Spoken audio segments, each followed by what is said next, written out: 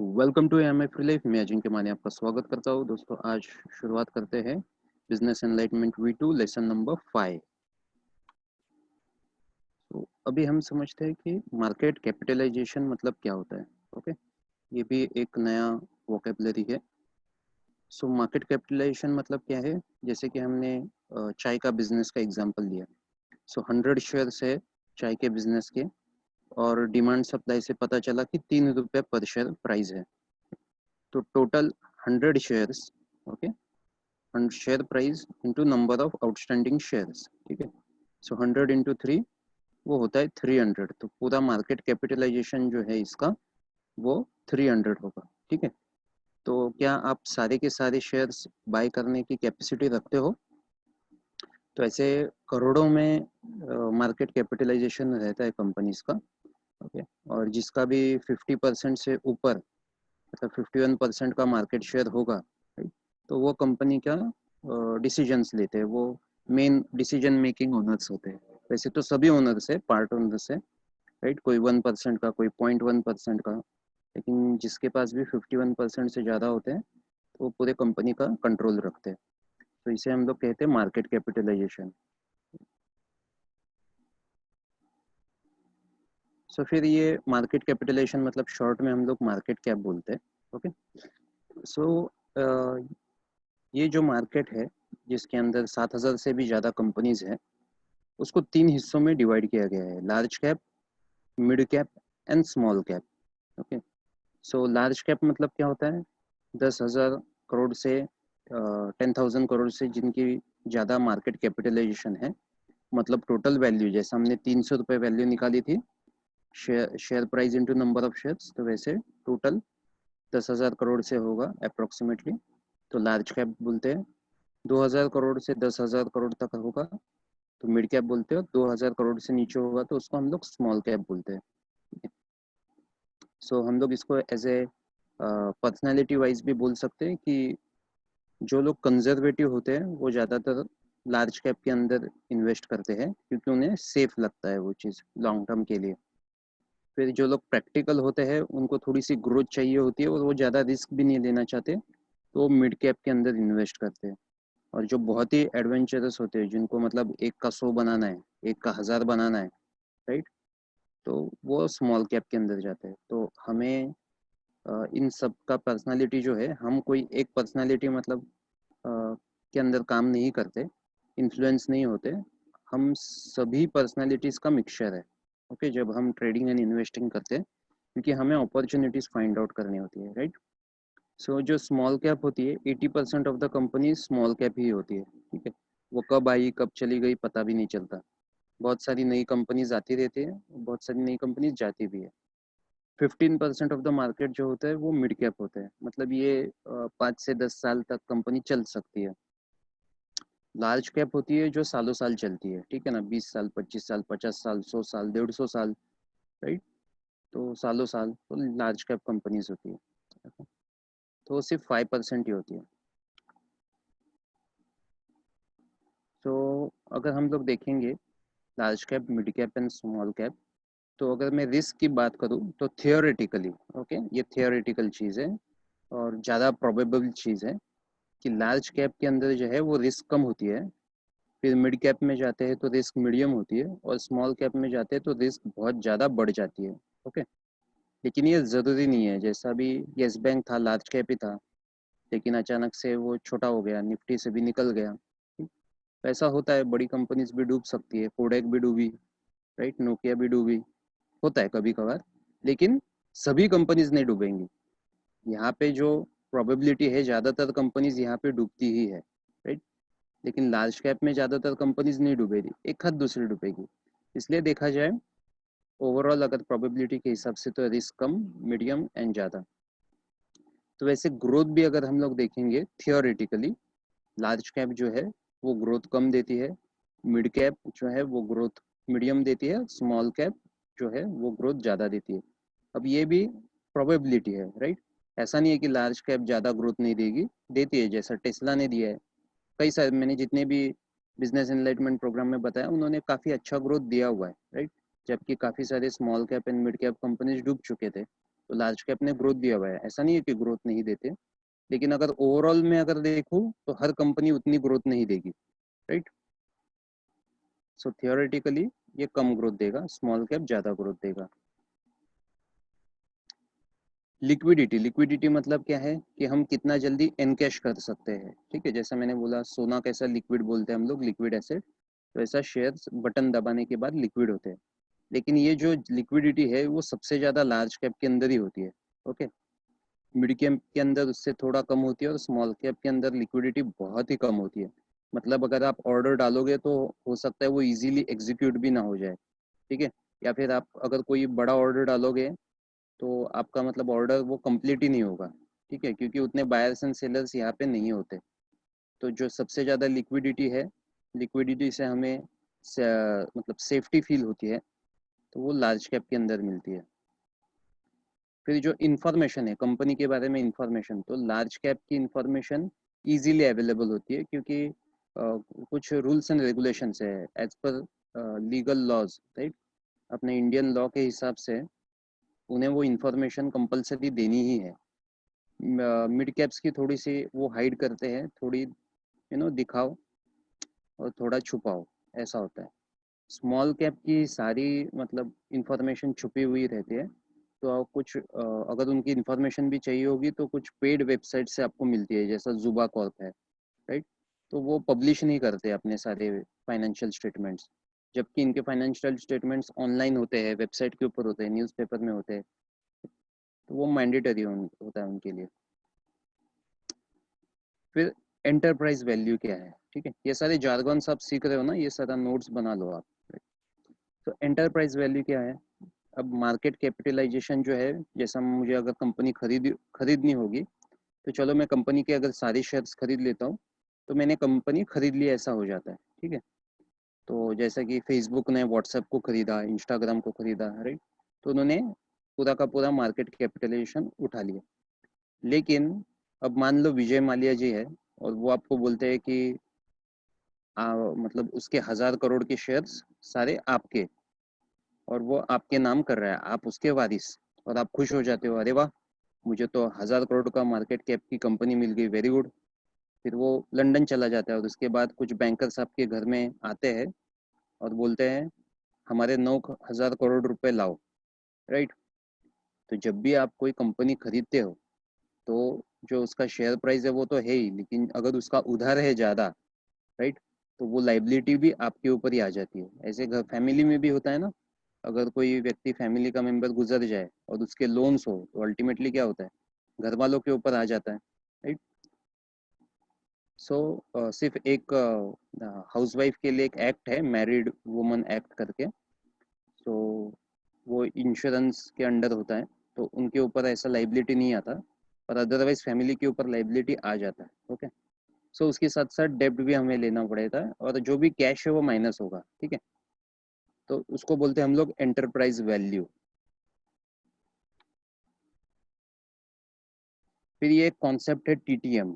TTM मतलब trailing 12 months. अब ये जब भी आप मतलब जितने भी चीज़ें हमने डिस्कस की ना, ईपीएस डिस्कस किया, पी रेशियो डिस्कस किया, प्राइस टू बुक डिस्कस, मतलब ये सारे जो भी हम लोग ने टर्म्स डिस्कस किए, तो ये सारी चीज़ें है ना, आप वेबसाइट पे अगर आप कभी देखोगे तो टीटीएम करके ऐसा ब्रैकेट में लिखा होगा। तो टीटीएम का मतलब क्या है कि वो पूरे साल भर का एवरेज बता देता है। फॉर एग्जाम्पल, कोई भी एक फाइनेंशियल ईयर 4 हिस्सों में डिवाइड होता है, Q1, Q2, Q3, Q4। Q4 मतलब ईयर एंडिंग हम लोग कहते हैं, राइट। 3-3 महीने का डिवीजन होता है।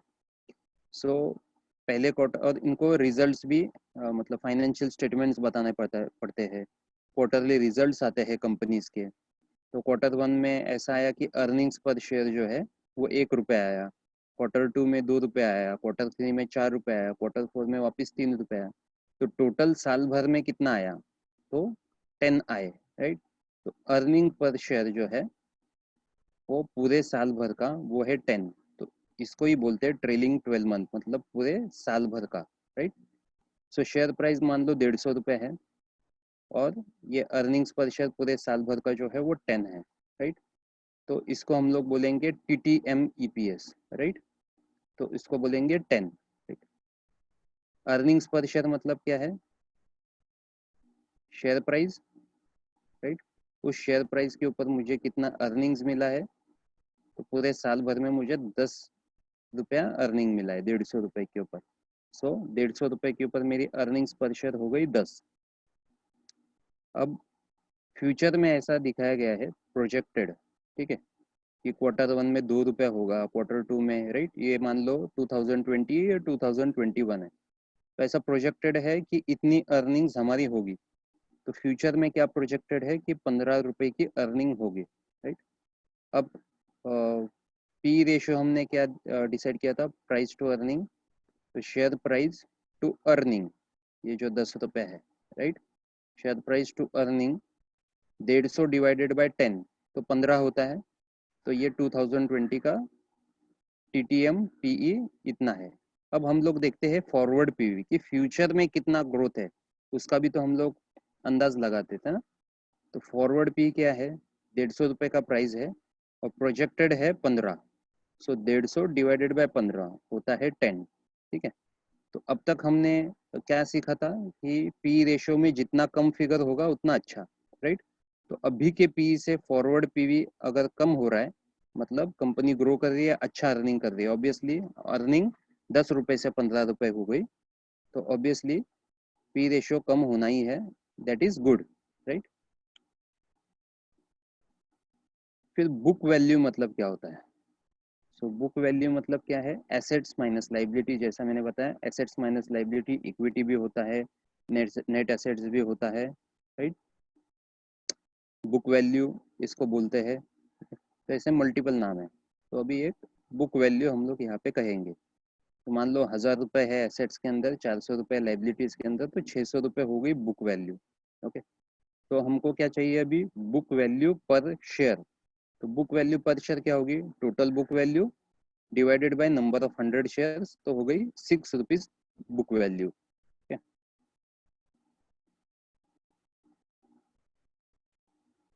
अब ये क्या है? पीबी रेशियो, ठीक है, प्राइस टू बुक रेशियो। जैसा हमने बताया था कि कंपनी का जब हम एनालिसिस करते हैं तो सब कुछ जो है वो प्राइस से रिलेटेड होता है, ज़्यादातर चीज़ें जो है वो प्राइस से रिलेटेड होता है। तो हम लोग देखेंगे प्राइस टू बुक रेशियो, ठीक है।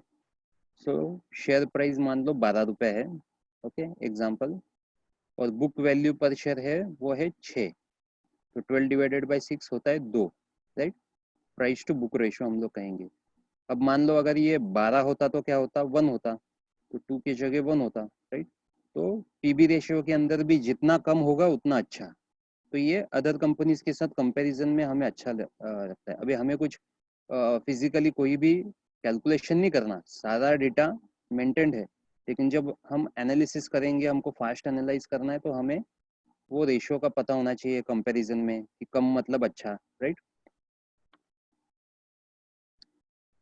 अब हम कुछ एजुकेशन एक्टिविटी करते हैं, ठीक है। जैसे कि हमने देखा अभी vocabulary helps us to translate information into meaning. तो हमने जितनी भी अभी वोकेबलरी पढ़ी है, समझी है, तो हमें जो भी डेटा एंड फिगर्स मिलेगा, तो वो जो इंफॉर्मेशन है उसका हमें कुछ मीनिंग लगना चाहिए, राइट। तो अभी हम लोग एक वेल्थ बिल्डिंग एक्टिविटी करते हैं, ये आपको एज ए होमवर्क करना है, राइट। तो मैं एक एग्जांपल आपको बता दूंगा। सो ये एजुकेशन एक्टिविटी है। आपको क्या करना है? किसी भी कंपनी का लेना है, ठीक है, उसमें मार्केट कैप कितना है वो देखना है, एंटरप्राइज वैल्यू कितना है, टीटीएम कितना है, पी फॉरवर्ड पी कितना है, पीईजी कितना है, प्राइस टू सेल्स कितना है, प्राइस टू बुक कितना है, राइट, रिवेन्यूज कितने हैं, एक्सपेंसेस कितने हैं, राइट। तो ये सारा डेटा आपको फिलअप करना है।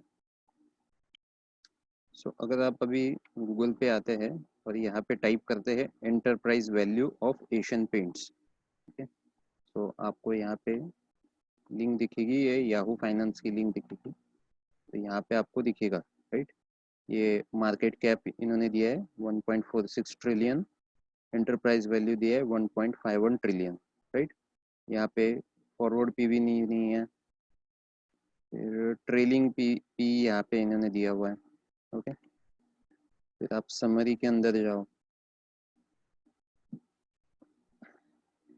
तो यहाँ पे आपको टीटीएम लिखा हुआ है, ट्रेलिंग लिखा होगा या फिर टीटीएम लिखा होगा, सेम ही चीज़ है, ठीक है।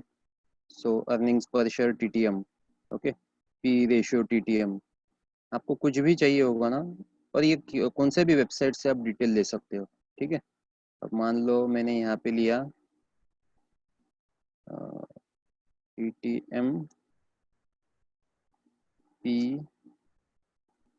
Of Asian paints, okay. तो ये वैल्यू रिसर्च में हम लोग गए,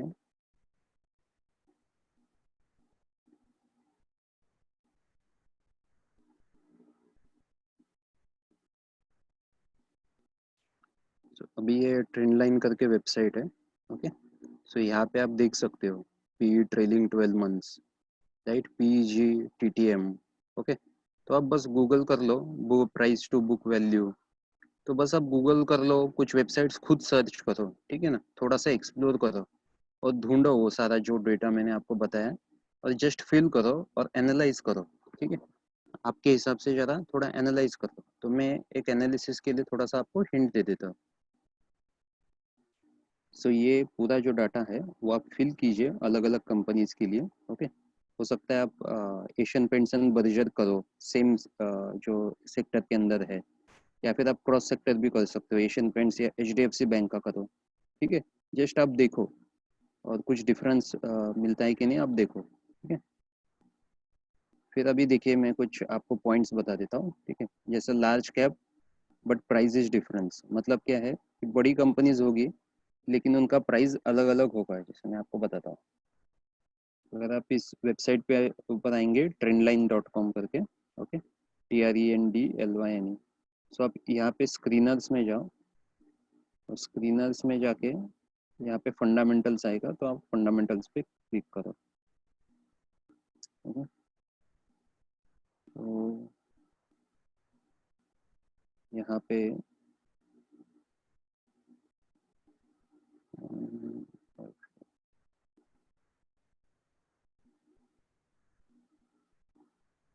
यहाँ पे हम पैरामीटर्स सेट करते हैं, प्राइस टू अर्निंग, ओके।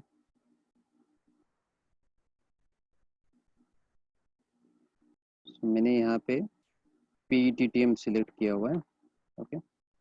और मैं निफ्टी 50 का देख रहा हूँ अभी, जो टॉप 50 हमारी कंपनीज है, ओके। वो निफ्टी 50 में सिलेक्ट करता हूँ,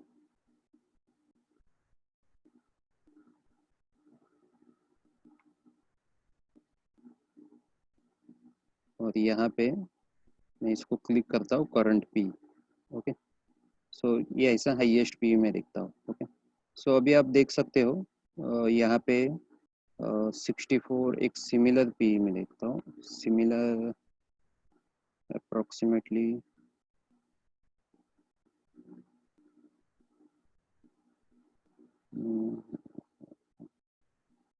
भी काफ़ी कम हो गया है, तो इसलिए ठीक है, फिर भी आप देख लीजिए 77 एंड 64 में ज़्यादा डिफरेंस नहीं है, लेकिन आप प्राइस देखिए, जो लार्ज कैप होती है ना, लार्ज कैप में प्राइस डिफरेंस कितना है, मतलब कोई लार्ज कैप है जिसका 16,000 प्राइस है, कोई लार्ज कैप है जिसका 2,000 प्राइस है, 400 रुपये प्राइस है, ठीक है, 400 रुपये प्राइस, तो लार्ज कैप का प्राइस से कोई लेना देना नहीं है, ये पॉइंट आपका क्लियर हो गया, राइट।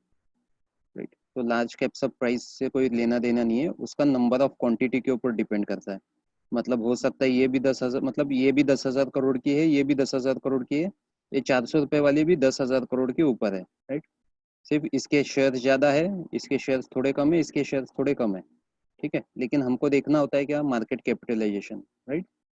सो ये चीज़ है। दूसरा पॉइंट क्या है कि सेम पी हो सकता है, मतलब प्राइस अलग अलग हो सकता है, लेकिन सेम पी हो सकता है, क्योंकि हमें लग सकता है कि 16,000 ज़्यादा है, या 2,000 कम है, या 400 रुपये कम है, लेकिन अगर आप अप्रोक्सीमेटली अगर देखो, ठीक है, अभी थोड़े से फिगर चेंज हो गए, अदरवाइज सिमिलर फिगर भी आपको दिखते हैं, ठीक है। सो ऑलमोस्ट ये क्लोज ही है, ठीक है। तो आप देखोगे कि प्राइस अलग अलग है, लेकिन पी रेशियो ऑलमोस्ट सेम ही है, मतलब मुझे 77 रुपीज़ में 1 रुपये मिलेगा, या मुझे 60 रुपीज़ 64 रुपीज़ में 1 रुपये मिलेगा, मुझे 60 रुपीज़ में 1 रुपये मिलेगा, राइट। प्राइस टू अर्निंग क्या है, कितना रुपए में 1 रुपये मुझे कमाने को मिलता है, राइट। तो ये price and price to earning ratio, ऐसा आपको डिफरेंस पता चलेगा। फिर हम देखते हैं कि एक ही इंडस्ट्री के अंदर, ठीक है, कैसा होता है। मतलब फॉर एग्जांपल हम देखते हैं एफएमसीजी, ओके। तो हमने एक एफएमसीजी सेक्टर सिलेक्ट किया हुआ है।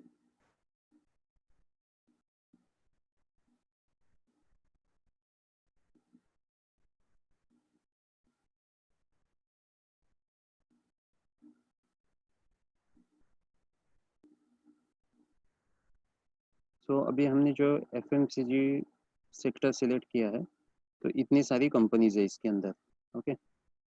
तो मैं ज़रा बड़ी फेमस कंपनीज लेता हूँ, जिनका नाम आपको पता होगा।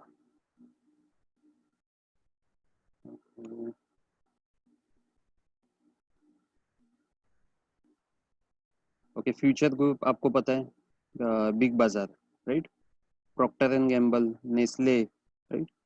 तो ये जो है ये एफएमसीजी सेक्टर के अंदर आता है। और फिर आप उसके पी देख लो, ठीक है। तो हम यहाँ पे देखते हैं कि इंडस्ट्री का एवरेज पी क्या है, ओके। सो अगर आप इंडस्ट्री का हाईएस्ट देखेंगे तो 269 है, कम से कम देखेंगे तो 102 है। तो इसका एक सर्टन एवरेज पी आता है इंडस्ट्री का, ठीक है। तो अगर आप इंडस्ट्री का एवरेज पी गूगल भी करते हो तो आपको पता चलता है, और फिर हमें बस चेक करना है। तो अप्रोक्सीमेटली इसका इंडस्ट्री एवरेज पी जो है वो 70 के आसपास है। अगर आप बड़ी बड़ी कंपनीज के बारे में देखो 70 के आसपास है, राइट। सो ये एवरेज पी है, तो एवरेज पी से कितना ज़्यादा है या कितना कम है कंपैरेटिवली हम लोग देखते हैं, राइट। मतलब सेम इंडस्ट्री के अंदर में हूँ, कोई कंपनी है जो मुझे 300 रुपये में 1 रुपया कमा के दे रही है, उसी इंडस्ट्री के अंदर 70 रुपीज़ में 1 रुपया कमा के दे रही है। तो सपोज अगर इंडस्ट्री एवरेज 70 है और 70 के ऊपर बहुत फिगर है, तो मैं बोल सकता हूँ कि वो कंपनी जो है वो बहुत महंगी है, मुझे नहीं चाहिए। और सेम इंडस्ट्री एवरेज है उससे कम है, तो वो कंपनी सस्ती है, राइट। ये उसका एनालिसिस होता है। तो ऐसे हम अलग अलग पैरामीटर्स के ऊपर एनालिसिस कर सकते हैं, ठीक है। जैसे मैंने बताया लार्ज कैप होगी तो भी प्राइस डिफरेंस होगा, राइट। किसी भी कंपनी का प्राइस अलग होगा, उसका पी सेम हो सकता है, राइट। फिर इंडस्ट्री एवरेज से हम लोग पी का कंपैरिजन करते हैं। फिर हमारा पर्सनल गोल क्या है, कंपनी डिविडेंड देती है कि कंपनी वापस री इन्वेस्ट करके ग्रोथ। आपने म्यूचुअल फंड में भी ऑप्शन देखा होगा, डिविडेंड या ग्रोथ, राइट। फिर उसके बाद हम लोग रिस्क भी देखते हैं, ऐसी कोई कंपनीज जो टेक्नोलॉजिकल कंपनी है। फॉर एग्जांपल कोई मोबाइल की कंपनी, अभी मोबाइल तो 6-6 महीने में टेक्नोलॉजी चेंज हो रही है, तो वो R&D के अंदर इन्वेस्ट करेगी, तो मे बी वो प्रॉफिट आपको ज़्यादा नहीं दे पाएगी, क्योंकि उसको पैसा वापस री इन्वेस्ट करना है। जैसा एप्पल की कंपनी, राइट। एप्पल अगर आप देखेंगे तो वो ज़्यादा डिविडेंड नहीं देता, वो बोलता है कि मेरे पास पैसे रहेंगे तो मैं उसको और ग्रो कर सकता हूँ, तुम डिविडेंड लेके क्या करोगे। और उनको वापस, मतलब आप देखते होंगे आईफोन, नया नया आईफोन आते ही रहता है हर 6 महीने के बाद, राइट। सो टेक्नोलॉजिकल कंपनी है। एफएमसीजी मतलब क्या है, जो रेगुलर चलने वाली, राइट, तेल चाय साबुन शैम्पू, ऐसी कंपनी चलने वाली। रिस्क इसके अंदर कम है, लेकिन ये टेक्नोलॉजी के अंदर ग्रोथ ज़्यादा है। एफएमसीजी में तो पॉपुलेशन से या फिर ऐसा कोई नया प्रोडक्ट्स लाएंगे, राइट, कंजम्पशन बढ़ गया। तो वैसे अगर जैसा पहले एक ही टाइप का ब्रेड आता था, फिर ब्राउन ब्रेड भी आ गया, राइट। तो ऐसे अलग अलग टाइप के ब्रेड्स, तो कंजम्पशन बढ़ रहा है, तो उसके ऊपर डिपेंड करता है। लेकिन टेक्नोलॉजी में ज़्यादा फास्ट ग्रोथ होती है, तो वो रिस्क है, आपको कौन सी कंपनी में जाना है, राइट। वैसे अलग अलग पैरामीटर्स के ऊपर हम लोग जज करते हैं कंपनीज को। तो ये बेसिक चीज़ें थी, जस्ट बेसिक अंडरस्टैंडिंग थी। तो जितने भी एनालिस्ट रिपोर्ट अगर आप पढ़ोगे तो आपको बेसिक अंडरस्टैंडिंग होगी, तो आप समझ जाओगे कि एनालिस्ट क्या कहना चाहता है। इसके आगे की और मतलब इन डेप्थ एनालिसिस हम लोग एडवांस कोर्स के अंदर ही सिखाते हैं। सो आई होप आपको ये पूरा सेशन अच्छा लगा होगा। तो अगर मैं रिकैप कर लूँ,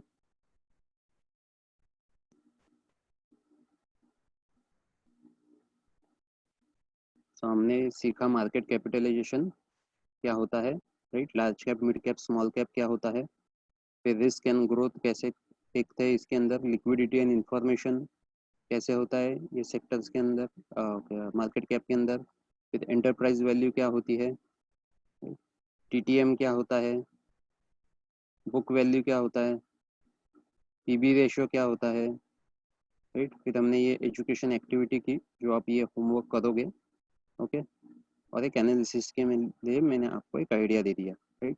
फिर आप डिसाइड करो कि कौन सी कंपनी अच्छी है इन्वेस्ट करने के लिए। सो मिलते हैं अभी नेक्स्ट लेसन के अंदर, तब तक के लिए हैप्पी ट्रेडिंग।